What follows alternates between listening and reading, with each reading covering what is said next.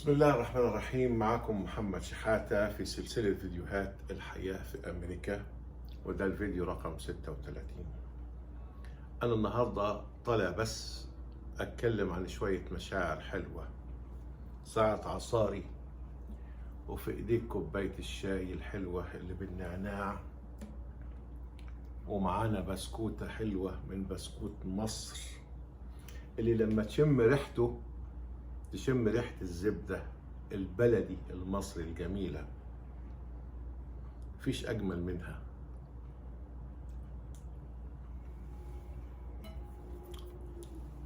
وفي نفس الوقت بتسمع أم كلثوم وهي بتقول لك فكروني إزاي. اسمع.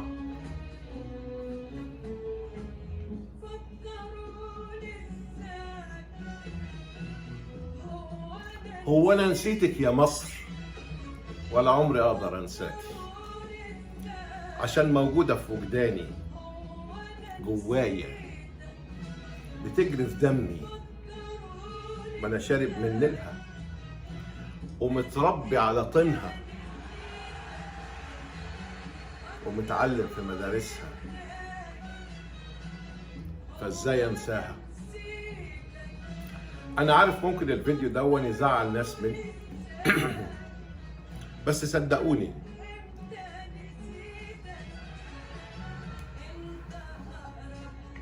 الغربة مش غربة اوطان. الغربة ممكن تبقى عايش غريب وحاسس بالغربة وانت وسط اهلك وناسك وحبايبك وخلانك جوه بيتك. عارف ليه؟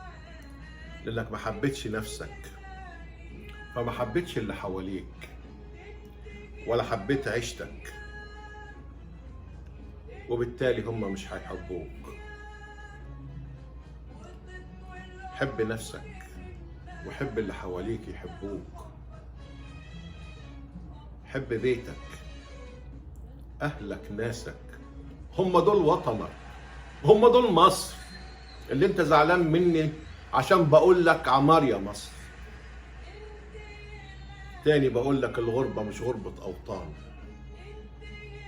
الغربة غربة النفس حتى في نفس المكان. ما بقولكش نطفي طموحك، الطموح موجود والامل موجود، بس عمرك ما هتبقى طموحك صحيح الا اذا حبيت نفسك وحبيت مكانك وبلدك. حبك انت ملوش نهاية، حبك يا مصر ملوش نهاية. وخليهم يعملوا اللي يعملوه، يحاربوها، يشوهوا سمعتها، يقولوا اللي يقولوه، برضو يا مصر انت عظيمة. عارفين ليه؟ لأن ربنا سبحانه وتعالى ذكرها في القرآن 33 مرة، منهم 3 مرات صراحة. مفيش دولة في العالم ذكرت في القرآن زي مصر. لا تقول لي سد نهضة، ولا تقول لي كاني ولا ماني ولا ده هيهديها ولا بلومبرج ولا العفريت الأزرق، لأن ربك من فوق العرش حاميها عشان أهلها الطيبين. أنا مرة قابلت واحدة عجوزة أمريكية يهودية هي وحفيدتها، اتكلمنا مع بعض، فبتقول لي لما عرفت إن أنا مصري بتقول لي ممكن أعزمك على العشاء معايا أنا وبنتي؟ قلت لها أنت ما تعرفنيش. قالت لي كفاية عرفت إنك مصري. قالت لي في يوم حبيت أزور مصر، فضلوا يخوفوني اوعي تروحي، ده إرهاب، ده بيكرهوا الأمريكان، وكمان أنت أمريكية ويهودية. قلت لهم أنا رايح أتفرج على الحضارة المصرية. بتقول لي رحت مشيت في شوارعها، لحد قال لي أنت مين ولا جاية منين ولا دينك هو إيه. حبوني وحبيتهم، عزموني من غير ما يعرفوني ولا أعرفهم. لقيت فيهم كرم ومحبة ما لقيتهاش في مكان في العالم. عشان كده النهاردة أنا عايز أعزمك عشان أرد لك الجميل اللي شفته من شعب مصر الطيب العطوف. هي دي مصر اللي احنا للأسف الشديد مش شايفينها. الأغراب شايفينها أحسن مننا بكتير وبيقدروها وبيحبوها. 100 واحد قال لي لما انت وطني قوي ما ترجع يا اخويا وتعيش فيها. المسألة مش مسألة تعيش فيها ولا براها. أي مغترب موجود جوه بلده هو سفير ليه بلده، عشان لما بيتسأل عليها يجاوب بالكلمة الحلوة اللي يعليها، مش اللي يخونها بكلمة يوطيها.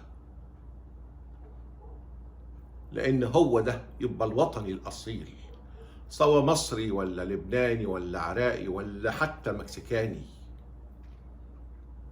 حب بلدك، حب أهلك، هتحب كل اللي حواليك. واطمع، خلك طموح، روح وتعالى. محدش بيقول لك لا، بس ما تكرهش.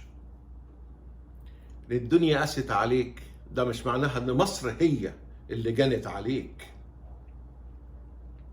لان كل واحد مقدر له مكتوب من رب العباد.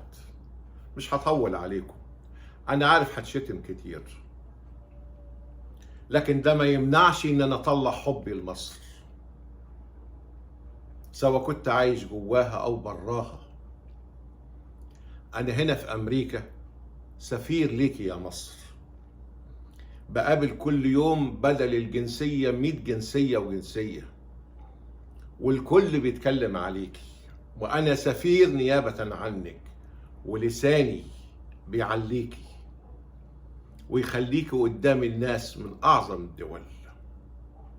وواحد أمريكي قالها لي من يومين: أنتوا حضارة آلاف السنين وإحنا حضارة 200 سنة، فشوف الفرق بيننا وبينك إيه. أنت تعلمني وأنا أسمع لك يا ابن الحضارة الكبيرة. هم حاسين ومقدرين بقيمتك يا مصر، لكن ولادك زعلانين عشان قلت عمار يا مصر. ما تزعلوش، هي دي الحقيقة. بلد ذكرت في القرآن بكل خير. أشوفكم على خير في فيديو جديد.